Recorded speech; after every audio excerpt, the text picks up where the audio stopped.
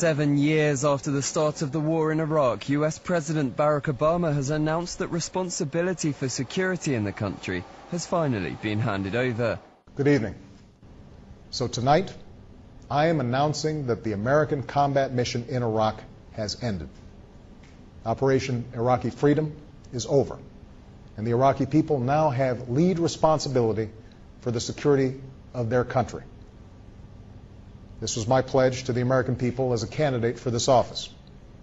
Last February, I announced a plan that would bring our combat brigades out of Iraq, while redoubling our efforts to strengthen Iraq's security forces and support its government and people. That's what we've done. We've removed nearly 100,000 U.S. troops from Iraq. We've closed or transferred to the Iraqis hundreds of bases. And we have moved millions of pieces of equipment out of Iraq. I encourage Iraq's leaders to move forward with a sense of urgency, to form an inclusive government that is just, representative, and accountable to the Iraqi people. And when that government is in place, there should be no doubt the Iraqi people will have a strong partner in the United States. Our combat mission is ending, but our commitment to Iraq's future is not. This is the size of the hole that was created when a car bomb blew up outside an Iraqi military headquarters Sunday. No one has claimed responsibility for the attack, but it was the second assault in 2 weeks on the facility. And it drew U.S. troops into battle for the first time since President Obama announced the end of U.S. combat operations in Iraq just days ago. Officials say the hour-long assault began when 6 militants, heavily armed and wearing explosive vests, pulled up to a checkpoint in a vehicle rigged with explosives, and then exited and started firing. 4 of the attackers were quickly shot and killed, but officials say 2 of them fought their way inside the compound and were killed only after they ran out of ammunition and detonated their explosive belts. Officials say Iraqi soldiers shot and killed a 7th hijacker who was driving the vehicle, causing the bomb to go off. A U.S. military spokesman said the U.S. troops who joined the fight were based at the compound. None was hurt or killed. Under an agreement between U.S. and Iraq, American troops can be called in to assist in combat operations and can also defend themselves if attacked.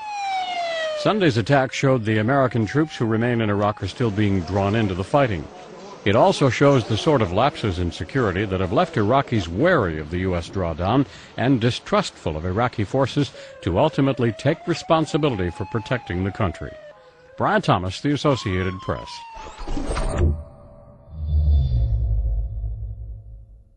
Mitchell! Move it! Morgan! Morris! Moving first sergeant.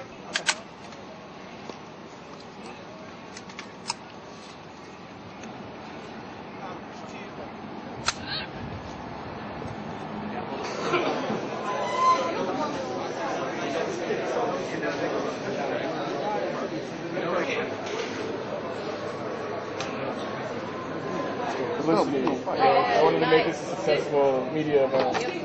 Business together. Oh, yes.